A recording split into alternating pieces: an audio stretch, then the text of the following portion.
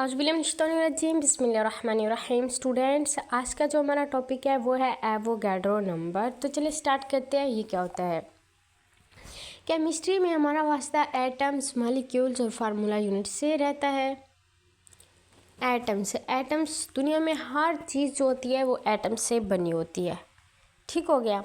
उसके बाद है नीचे मॉलिक्यूल्स। मॉलिक्यूल्स क्या होते हैं? एटम्स के मिलने से मॉलिक्यूल्स वजूद में आते हैं। उसके बाद है नीचे फार्मूला यूनिट्स। फार्मूला यूनिट्स क्या होते हैं?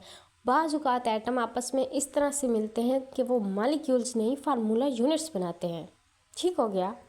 एटम्स मिलते हैं आपस में, या तो वो मॉलिक्यूल्स बनाते हैं या तो फार्मूला यूनिट बनाते हैं, यानी कि ये एटम्स की ही शक्ल है।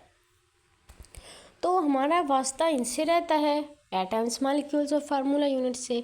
लेकिन अगर हम बात करें कि क्या हम इनको काउंट कर सकते हैं, इन तीनों को हम काउंट कर सकते हैं, तो जवाब है नो, हम इनको काउंट नहीं कर सकते, क्योंकि ये बहुत छोटे होते हैं और बहुत ज़्यादा होते हैं।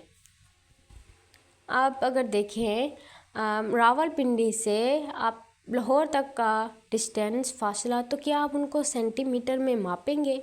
नहीं, बहुत मुश्किल हो जाएगा। सेंटीमीटर बहुत छोटा होता है, हम किलोमीटर में मापेंगे।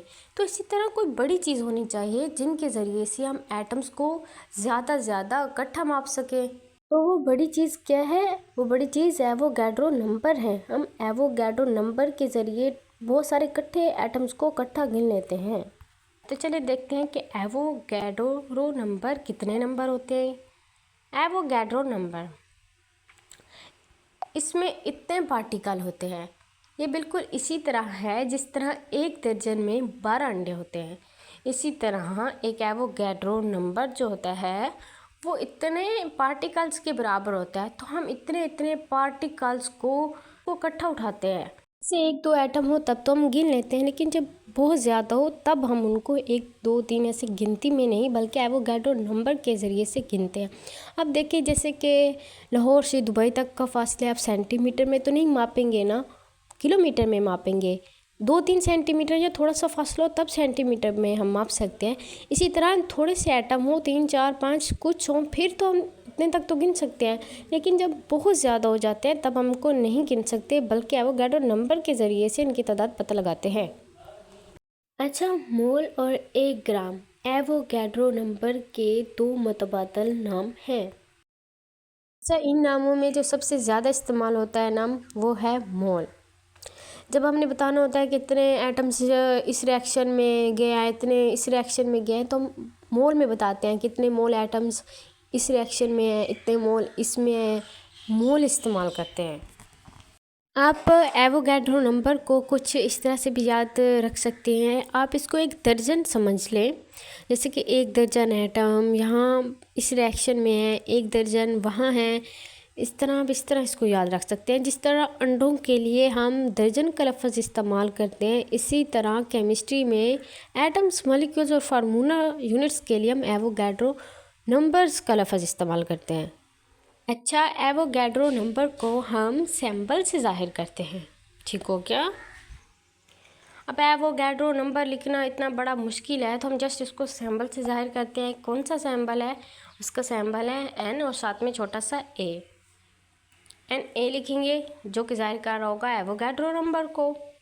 ठीक हो गया। चलिए एग्जाम्पल देखते हैं। फॉर एग्ज़ाम्पल, अगर हम कहें कि पानी का 1 मोल, तो पानी के 1 मोल में कितने पार्टिकल होंगे?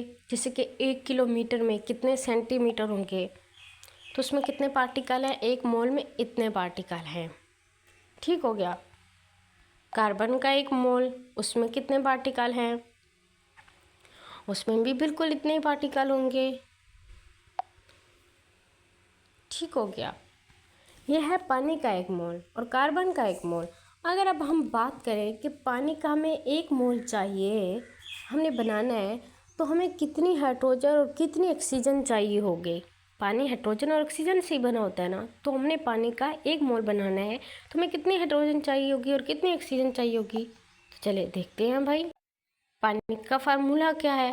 पानी का फार्मूला है H2O, जो कि हमें ये बता रहा है कि हाइड्रोजन जो है उसके 2 एटम हो और ऑक्सीजन का 1 एटम हो तो पानी बनता है, पानी का 1 मॉलिक्यूल बनता है। लेकिन हमें कितना पानी बनाना है, इतना पानी बनाना है, 1 मोल पानी बनाना है। तो हमें हाइड्रोजन कितनी चाहिए होगी और ऑक्सीजन कितनी चाहिए होगी। पहले हम देखते हैं हाइड्रोजन। हाइड्रोजन चूँकि हाइड्रोजन के 2 एटम यूज़ हो रहे हैं तो हम यहाँ पे 2 लिखेंगे, मल्टीप्लाई साथ लिखेंगे और एवोगैड्रो नंबर लिखेंगे।